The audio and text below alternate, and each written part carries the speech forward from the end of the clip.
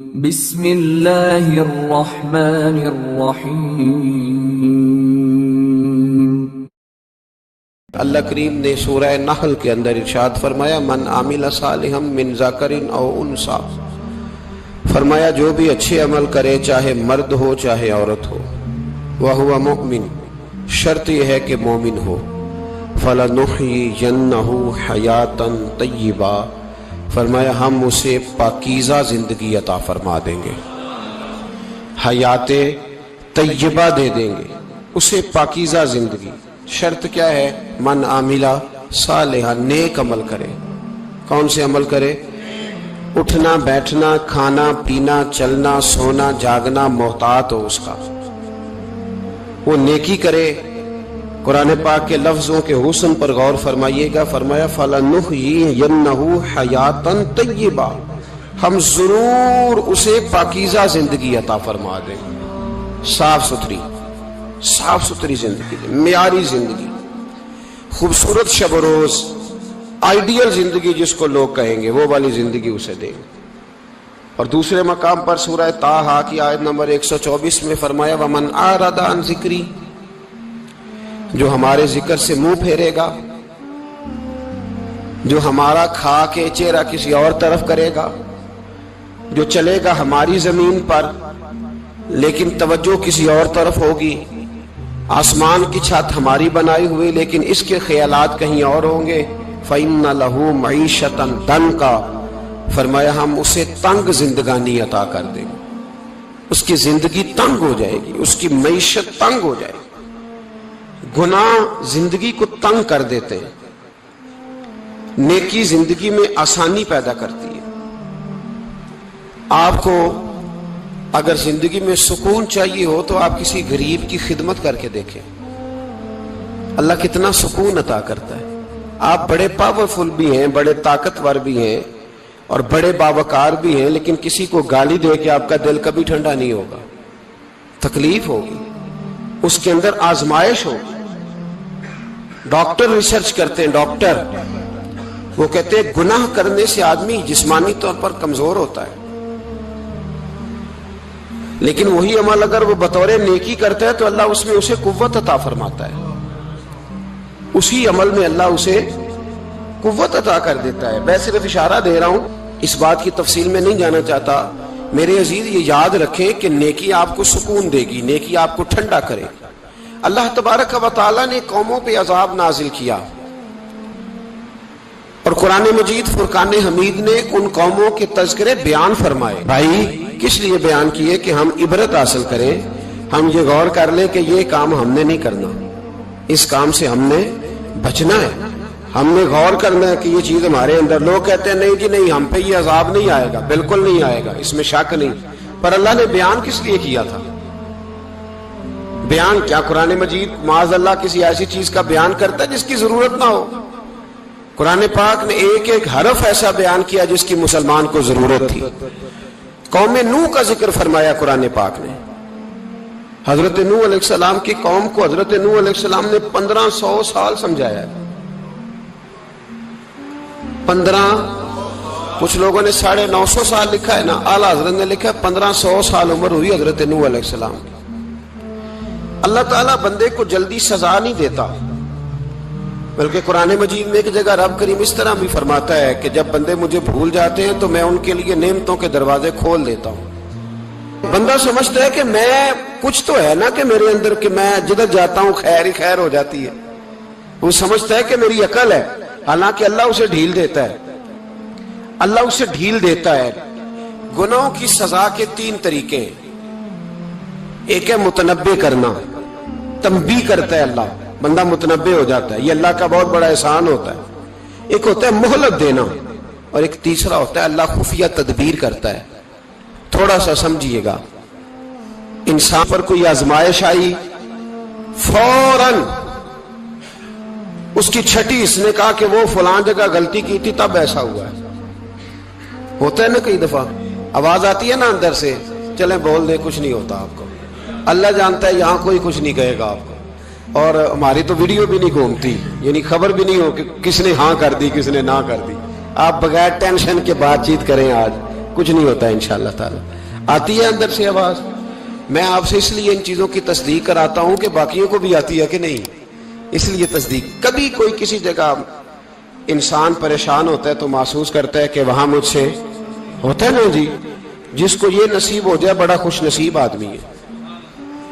حضرت مولا علی فرماتے ہیں اگر تجھے دنیا میں سزا مل گئی تو بچ گیا ہے, سمجھ پھر اللہ کرم کرے گا, آخرت میں سزا نہیں دے گا.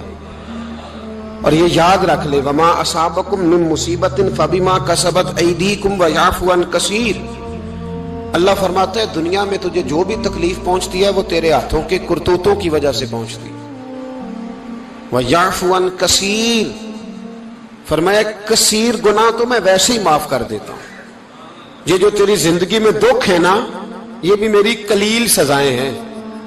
یہ کثیر پر سزا, یہ قلیل ہے قلیل. یہ جو تمہاری زندگی میں تکلیف ہیں, انسان کو سزا ملتی.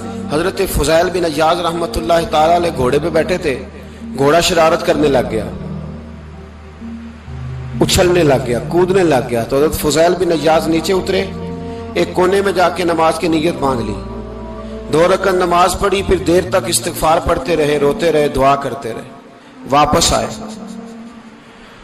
خادم عرض کرنے لگے حضور سمجھ نہیں آئی, گھوڑے نے تھوڑی سی شرارت کی, وہ بدکا ہے, آپ نے اس کو چھوڑا ہے اور چھوڑ کر کے آپ نماز میں لگ گئے. تو حضرت فضیل بن عیاض فرمانے لگے جب بندہ اللہ کی نافرمانی کرتا ہے نا تو جو چیزیں اس کی فرما بردار ہوتی ہیں وہ اس کی نافرمانی کرنے لگ جاتی. تو مجھے محسوس ہوا تھا کہ میں نے کہیں اللہ کی نافرمانی کی ہے, اس لیے ایسا ہوا ہے کہ میرے گھوڑے نے میری, تو میں توبہ کرنے لگا ہوں. اور اب دیکھتا ہوں بیٹھ کے بھلا کیا ہوتا ہے. میں نے سچی توبہ, حالانکہ مجھے یاد نہیں کہ میں کہاں بولا, پر کھری اور سچی توبہ کی. دوبارہ گھوڑے پہ بیٹھے تو گھوڑا بالکل صحیح ہو کے ساتھ چلنے لگ گیا. میرے بھائی جب یہ تنبیہ ہے اللہ کی طرف سے, یہ متنبہ کیا جاتا ہے کہ تو بعد آ جا.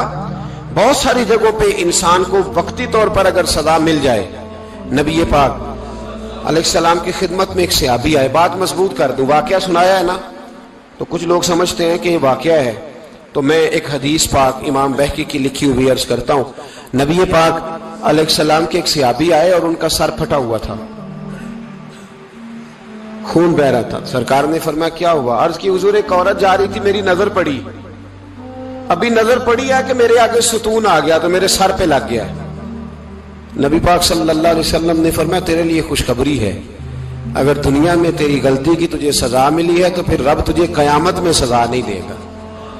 پھر اللہ قیامت میں سزا, بعض گناہ ایسے ہیں جن کی یہاں بھی سزا ملے گی اور وہاں بھی ملے, لیکن میرے بھائی پہلی بات یہ ہے کہ اللہ تعالیٰ اس غلطی کی یہی سزا دے لے اور دعا فرمائے اللہ تبارک و تعالیٰ یہاں بھی معافی عطا فرمائے, وہاں بھی معافی عطا فرمائے, اللہ درگزر ہی فرمائے. لیکن میرے بھائی ایک تو یہ سزا, ایک سزا یہ ہوتی ہے کہ انسان جب گناہ کرنے لگتا ہے تو اللہ نعمتوں کے دروازے کھولتا ہے, مہلت دیتا ہے. 500 سال تک فرعون کو مہلت دی.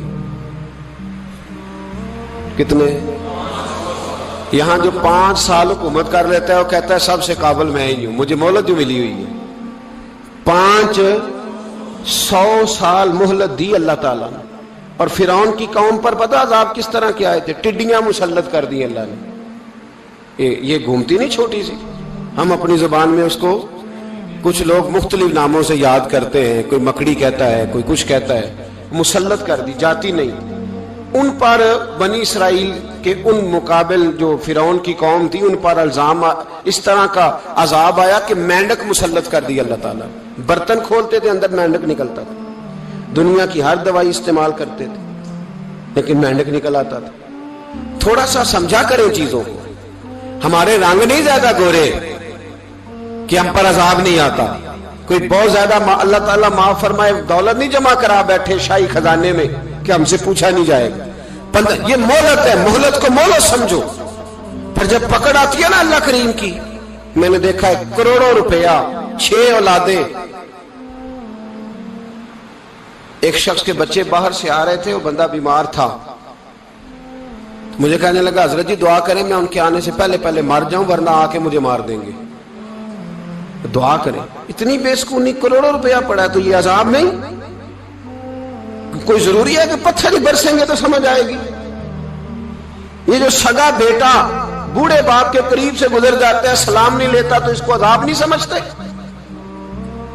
یہ جو امت کی بیٹیاں، امت کی بچیاں، ہماری بچیاں ایک سال کے اندر 75,000 ہزار بچی ایک ڈویژن سے بھاگ کے شادی کر رہی ہے اور ایک صوبے سے، تو اس کو آپ اللہ کا عذاب نہیں سمجھتے؟ یہ معمولی بات ہے؟ نہیں ہمارے رنگ ہو رہے، ہم بڑے سمارٹ ہیں۔ 1500 سال مہلت دی نوح علیہ السلام کی قوم کو۔ کتنے سال؟ بول کے بتائیے، بول کے دوبارہ بولیے۔ 1500 سال۔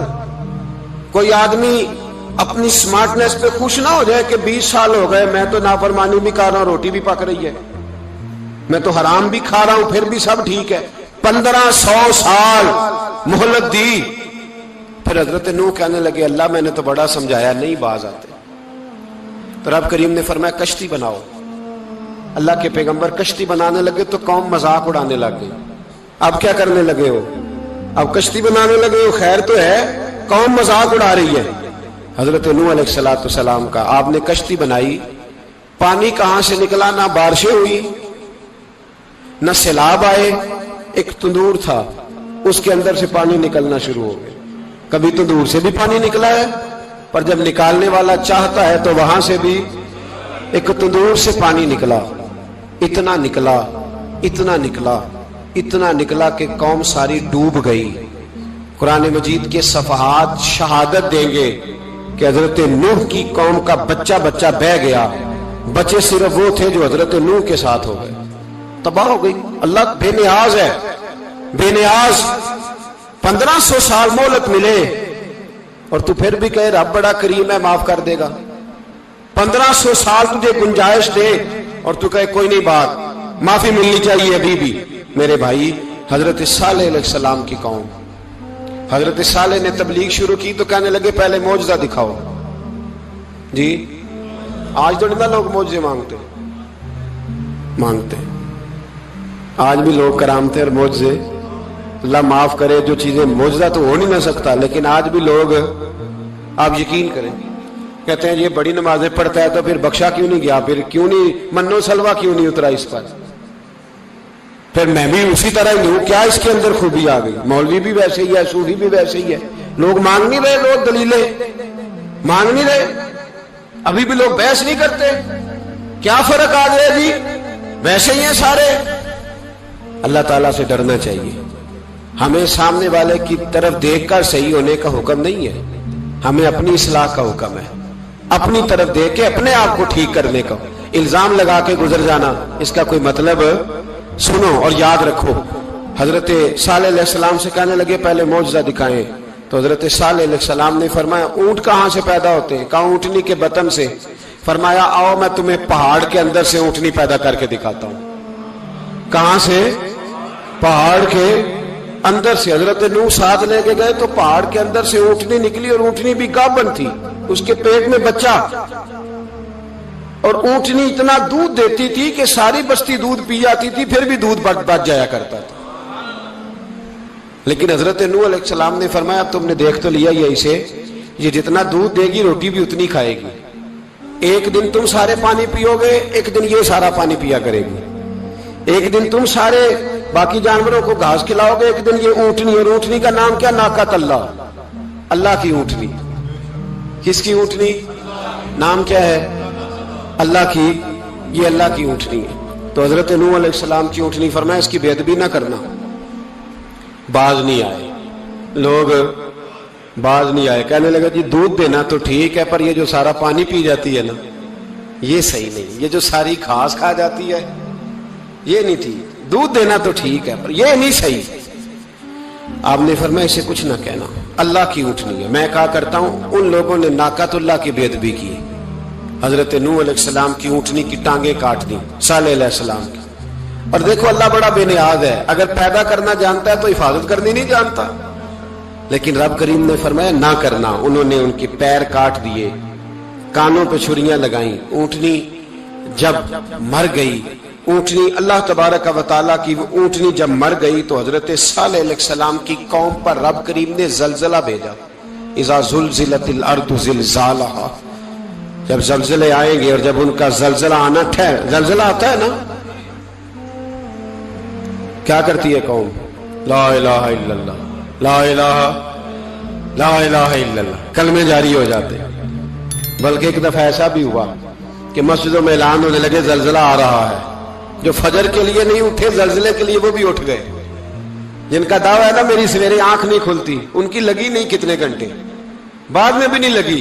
टीवी पे ऐलान होते रहे कोई नहीं आ रहा, सो जाओ चुप करके, लेकिन आंख लगी। मौत से तो डरता है, अल्लाह से डरता ही नहीं। मौत का खौफ है, रब का नहीं। जलजला आया, सारी कौम तबाह हो गई।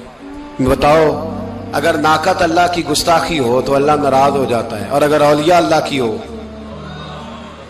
अगर औलिया अल्लाह की हो तो रब नाराज नहीं होता। शर्म नहीं आती लोगों को दाता साहब की बेअदबी करते, शर्म नहीं आती लोगों को गौसे आजम की गुस्ताखी करते, हया नहीं आती जिन्होंने दीन फैलाया उनकी बेअदबी। मैं दर्द से कहता हूं, रो के कहता हूं, और अगर कलेजा फट सके तो मैं दिखाऊं जख्म कितने। एक हज के मौके पर एक बाबा जी, उस साल 4,80,000 रुपए का प्राइवेट हज था, और बाबा जी की कैफियत कमजोर थी, बेचारे बीमार थे। इसके बावजूद वो गए, बूढ़े आदमी, जाके बैठिए, बुजुर्ग, और कितनी मुश्किल है वहां मिना, मुजदलफा, अरफात, तवाफे जियारत, कितना मुश्किल काम है तवाफे जियारत करना, तवाफे विदा करना। किस कठिन से हज किया, बुढ़ापे में पैसे भी लगाए। और जब वो रोजा रसूल पे गए सल्लल्लाहु, और उन्होंने जाके नबी पाक सल्लल्लाहु अलैहि वसल्लम के रोजे की तरफ मुंह करके दुरूद शरीफ पढ़ा, तो एक मुल्ला ने उठ के कह दिया तू तो मुशरिक है। तो मेरी रूह कांपी। मैंने कहा तुझे शर्म नहीं आई, हया नहीं आई? इसकी उम्र देख, किस बुढ़ापे में कहां से चला, कहां आया। ये मुशरिक होता तो किसी मंदिर में जाता, ये मुशरिक होता तो किसी गिरजे में जाता। ये मुशरिक नहीं, ये मोमिन है। और ये वो वाला मोमिन है जिसके सीने में दिल जब धड़कता है तो खाली धड़कता नहीं, साथ वो मोहम्मद अरबी पे दुरूद सलाम भी पढ़ता है। शर्म नहीं आती लोगों को, इतनी बड़ी गुस्ताखी करते। जो रोजा रसूल पे आया मुशरिक है। मैंने तो एक मौलवी को साफ साफ कहा था, मैंने कहा अगर मैं मुशरिक हूं तो निकालो, मुशरिक का दाखिला तो यहां वैसे ही मना है। शर्म नहीं आती? अपनी जुबान का एक पास करो कुछ। इतना जुल्म, इतनी बड़ी फिरका वारियत उम्मत में, इतना उम्मत को तकसीम करते हो, तुम्हें शर्म नहीं आती? जहां से इत्तेहाद का पैगाम देना चाहिए वहां से तुम लोगों को फिरके का पैगाम देते हो, एक मकसूद फिरके की तबलीग करते हो। खुदारा, तो मैं कह रहा हूं नाकत अल्लाह की बेअदबी पे अजाब आता है, तो औलिया अल्लाह की बेअदबी में नहीं आता। दाता साहब सारे दिन की तबलीग करते रहे, एक आदमी ने उठ के कह दिया जनाब वो तो शिरक का अड्डा है, तो रब करीम नाराज नहीं होता इन बातों से? हमें ख्याल करना चाहिए, अल्लाह से डरना चाहिए। इन चीजों से अजाब आता है और आ रहा है। अल्लाह ताला हमें महफूज फरमाए। अल्लाह हमें इससे, कौम लूत पे भी अजाब आया। हम जिन्स परस्ती, मर्द मर्दों से बदकारी करते हैं।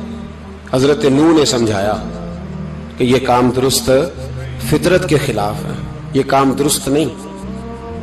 जब इंसान ये काम करता है तो जमीन और आसमान कांपते हैं। अब मैं कैसे खोल के बताऊं, मेरे पास आदादो शुमार हैं कि पाकिस्तान के अंदर इस काम की कैफियत क्या है और किस तरह करके लोग, मैं तो रोना रोता रहता हूं दाढ़ी का।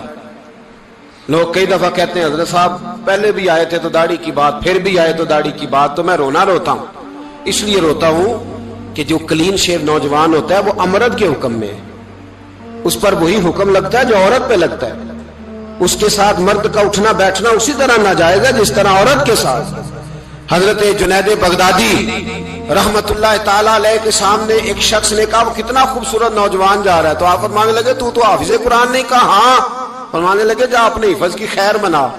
वो शख्स कहता है मैंने उस बगैर दाढ़ी वाले क्लीन शेव नौजवान को बुरी नजर से देखा, मुझे कुरान पाक ही भूल गया, सारा कुरान पाक भूल। और कितने साल मैं दुआएं करता रहा, बैतुल्लाह के तवाफ करता रहा, मैं याद भी करता तो नहीं होता। कैसे? अब तो हमारा नात कहां ब्यूटी पार्लर से होके आता है, हम किसी और को क्या पैगाम दें? वो पैगाम, वो निजाम, वो तरीकाकार जिसका हुक्म था शरीयत में, कौम लूत पर अजाब आया। सही बैठते होंगे बच्चे जो मोटरसाइकिलों पे बैठते हैं, میں نے گجرانوالہ کی سڑکوں پہ بچوں کو نوجوانوں کو جو تماشے کرتے سرے عام دیکھا ہے تو مجھے ڈر لگتا ہے، اور کوئی روکنے والا نہیں، شغل ہو رہا ہے، ہنس رہے ہیں، اور سامنے عورتیں بھی ہیں، سب ہو رہا ہے۔ کتنی تکلیف کی بات۔ حضرت نوح کی قوم یہ کام کرتی تھی، قرآن پاک نے بیان کیا ہے۔ حضرت نوح نے سمجھایا، فرمایا رب کریم نے تمہیں اپنی خواہش پوری کرنے کے لیے جائز طریقہ عطا فرمایا، عورتوں سے نکاح کرو، اور اس نکاح کی برکت سے جو اللہ تمہیں اولاد دے گا اس کو اللہ تبارک و تعالیٰ تمہارے لیے باعث بخشش بھی فرمائے گا۔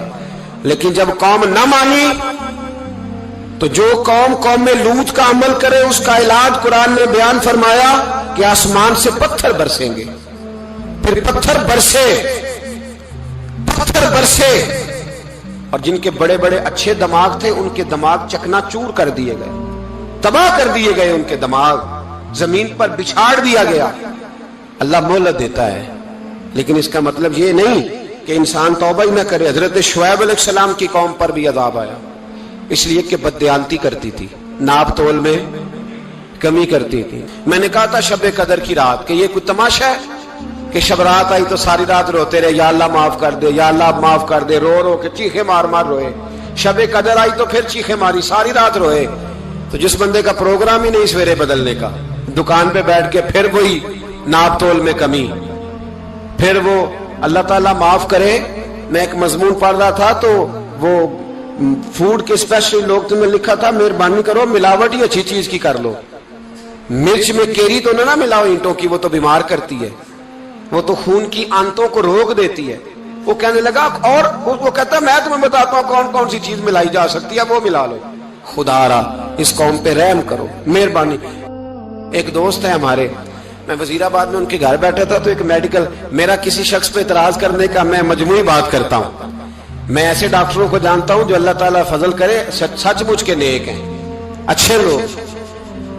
تو بچے کا میڈیکل سٹور ہے، تو والد بیمار ہو گیا، تو کہتا ہے ابا جی ڈاکٹر صاحب نے کہا آپ کو ڈرپ لگنی ہے، تو سگے باپ کو ڈرپ لگانے لگا تو باپ کیا کہتا ہے پتر تیری مہربانی مینو کوئی اصلی لائی، وہ نہ لائی جڑی لوکاں نو لانا ہے۔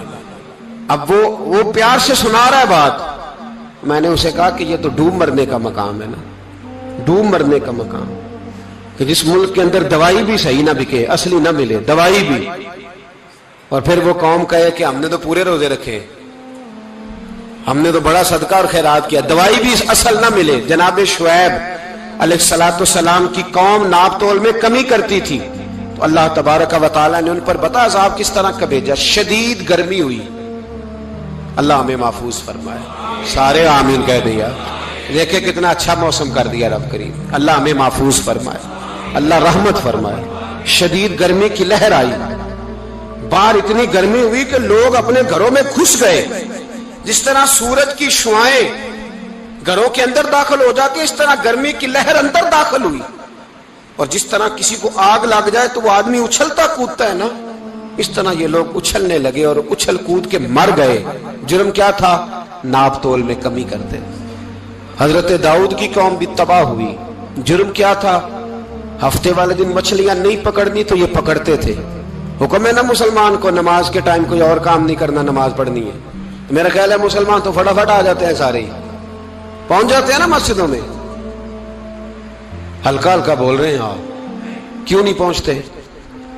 اگر حضرت سیدنا، اور پتہ انہیں سزا کیا ملی؟ اللہ نے فرمایا اس ٹائم عبادت کر، میرے کام نہیں کرنا، وقت نہیں ہے کام کا۔ انہوں نے مچھلیاں پکڑی، 12,000 لوگ تھے، پتہ مالک نے سزا کیا دی؟ بندر بنا دیا اللہ کریم۔ قرآن مجید کا پہلا سپارہ پڑھے، فَجَعَلْنَاهَا نَكَالًا لِمَا بَيْنَ يَدَيْهَا وَمَا خَلْفَهَا۔ اللہ فرماتے ہیں پچھلوں کے لیے بھی عبرت بنا دیا، بعد والوں کے لیے بھی عبرت، نشان عبرت بنا دیا۔ بندر بن گئے، اور جو ان کے دوست جو بچ گئے تھے ان کے پیر چومتے تھے، روتے تھے۔ 3 دن بندر بن کے زندہ رہے، پھر اللہ نے سب کو اجتماعی موت دے دی۔ اگر مسلمان سے اللہ کہے کہ نماز کے ٹائم کاروبار نہیں، جمعے کے ٹائم کاروبار، تو مسلمان کہتا ہے نہیں مجھے مہلت ملی ہوئی ہے۔ یہ تو اس وقت پتہ چلتا ہے نا جب بچے ڈیوٹی لگاتے، ہاں ہاں ہاں عذاب آتا ہے، اس وقت پتہ چلتا ہے۔ میں نے دیکھا یہ منظر، اس وقت پتہ چلتا ہے جب بچے کسی ملازم 6000 کی ڈیوٹی لگاتے کہتے ہیں ابے کا دھیان رکھنا، ہم دکان پہ بیٹھنے لگے. پھر اسے سمجھ آتی ہے اگر میں نماز کے ٹائم مسجد میں ہوتا تو آج میری اولاد میری خدمت میں ہوتی. میں نماز کے ٹائم مسجد نہیں گیا تو بچوں نے 6000 کا ملازم بٹھایا ہے، ابا جی کا خیال رکھ، ایک نرس بلائی ہے تو خیال رکھ. کدھر ہوتے ہیں مسلمان نماز کے ٹائم؟ ایک عیسائی نے اعتراض کیا ہے، سنیں، وہ کہتا ہے مجھے لگتا ہے مسلمانوں کے 3 خدا ہیں. مسلمان اڑ گیا، کہنے لگا نہیں ہمارا تو ایک ہے. کہا نہیں 3 ہے. معاذ اللہ استغفر اللہ، ہمارا ایک ہے. کہنے لگا نہیں میں ثابت کرتا ہوں، ایک تمہارا خدا 5 نمازوں کا ہے، ایک رمضان کا ہے، ایک عید کا ہے. لگتا ہے معاذ اللہ عید والا زیادہ تگڑا ہے، تم زیادہ آتے ہو. رمضان والا لگتا ہے اس سے کچھ کمزور ہے، تم تھوڑے آتے ہو. اور 5 نمازوں والا شاید سب سے کمزور ہے.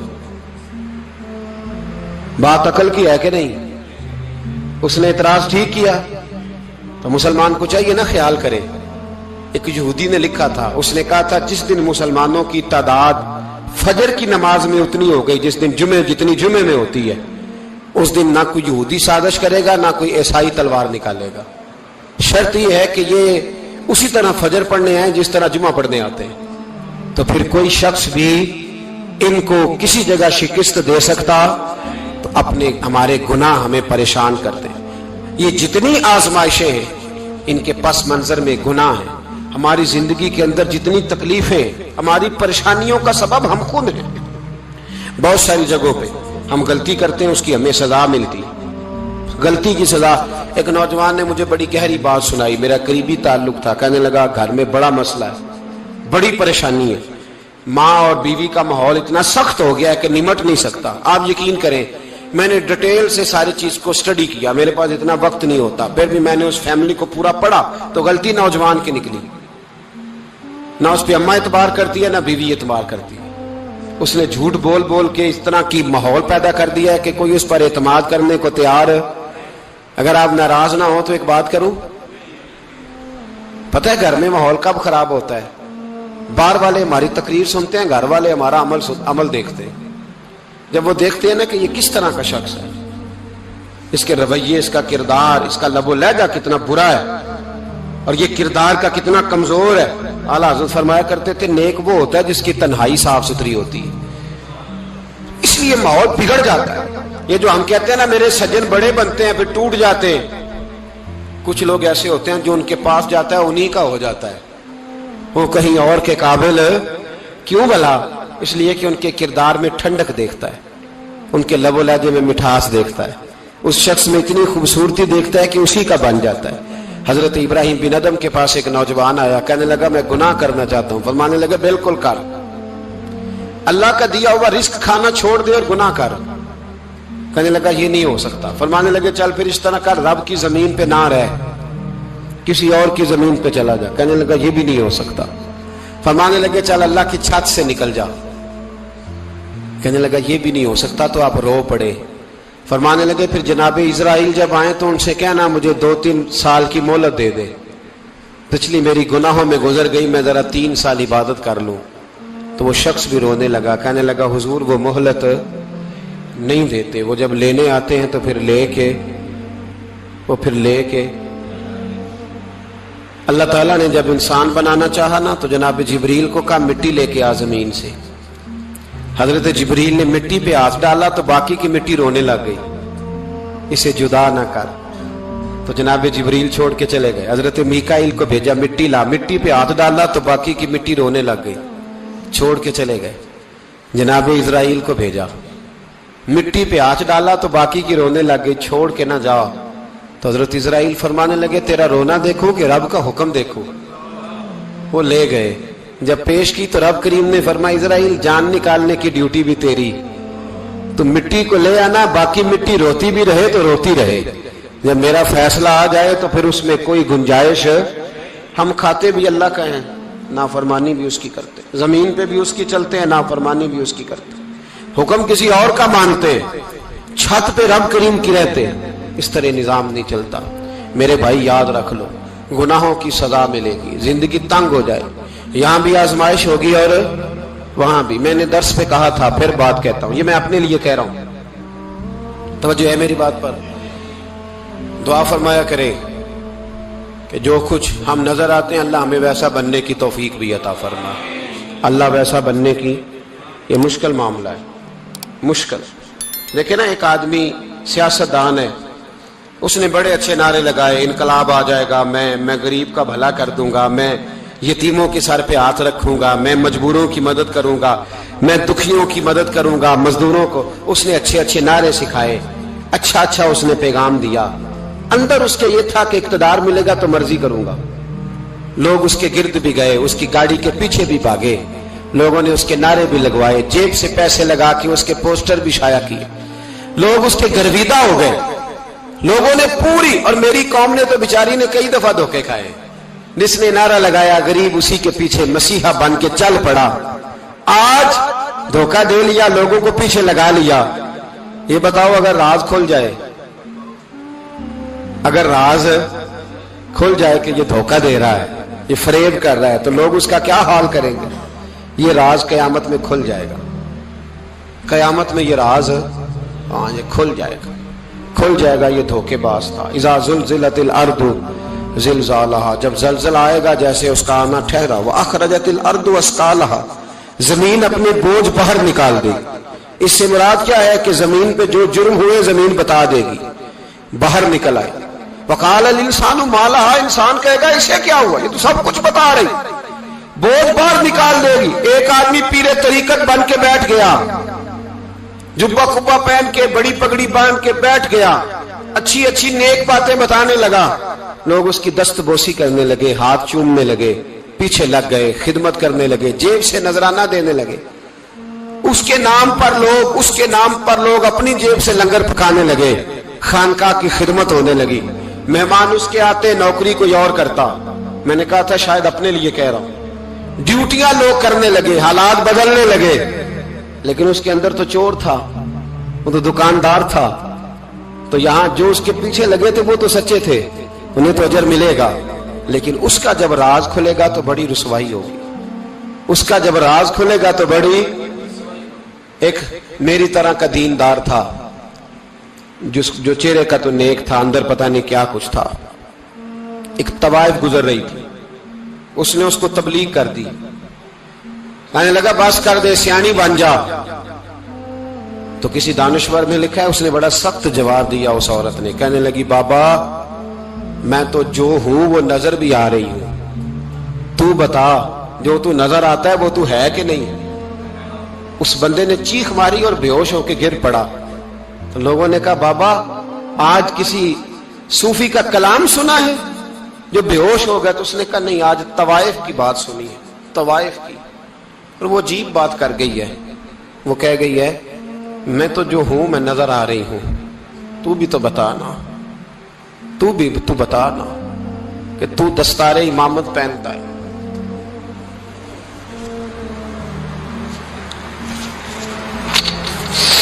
تو بتا, تو جو کہلاتا ہے تو وہ ہے کہ نہیں. یہ وقال الانسان ما لها, یہ راز قیامت میں کھلے گا. ہم جو کچھ بتا رہے ہیں نا اپنی زبانوں سے, ہمیں اپنے گناہوں کا احساس ہونا چاہیے. ایسا نہ ہو کہ جب سزا ملے تو پھر اس طرح کی ملے کہ دوبارہ کسی کو کوئی منہ دکھانے کے قابل نہ رہے. میرے بھائی یاد رکھیں اور سمجھیں, گناہ انسان کی زندگی کو تنگ کرتے ہیں. میرے نبی پاک علیہ السلام نے فرمایا جب تو جھوٹ بولتا ہے تو تیرے فرشتے کرامن کاتبین سائیڈ پہ ہو کے کھڑے ہو جاتے ہیں. جب تو زنا کرتا ہے تو تیرے اندر سے ایمان نکل جاتا ہے. اور نبی پاک علیہ السلام نے فرمایا جب میری قوم میں ناانصافی عام ہو جائے گی تو قتل بھی عام ہو جائے گا. اور سن لو, لکھ لینا یہ حدیث دل کی تختی پر. نبی پاک علیہ السلام نے فرمایا جب میری قوم میں بے حیائی اور بدکاری عام ہو جائے گی تو دو سزائیں اللہ دے گا. ایک تو جوان موتیں آئیں گی, جوان بچے کچھ بھی نہیں دیکھا چلے گئے. اور دوسری سزا اللہ یہ دے گا کہ ایسی بیماریاں آئیں گی جن کا علاج نہیں ملے گا, ایسے امراض پھوٹ پڑیں گے. اگرچہ میں آپ کو ایسی تقریر بھی سنا سکتا تھا جس پہ آپ بہت زیادہ محظوظ ہوتے, پر میں نے اس جمعے میں ایسا موضوع چنا ہے جس کا ہمیں خاص ضرورت ہے. بھائی دیکھے تو صحیح, کہیں ایسا تو نہیں کہ ہم ان عیبوں میں مبتلا ہیں. میرے نبی کریم علیہ السلام نے فرمایا جب تم نیکی کا حکم دینا اور برائی سے منع کرنا چھوڑ دو گے، پھر اللہ تم پر ظالم حکمران مسلط کرے گا. اور اگلے لفظ اس سے بھی زیادہ سخت ہیں. محبوب فرمانے لگے پھر تمہاری نیک لوگ دعائیں بھی کریں گے تو اللہ وقتی طور پر ان کی دعاؤں کو بھی قبول نہیں فرمائے گا.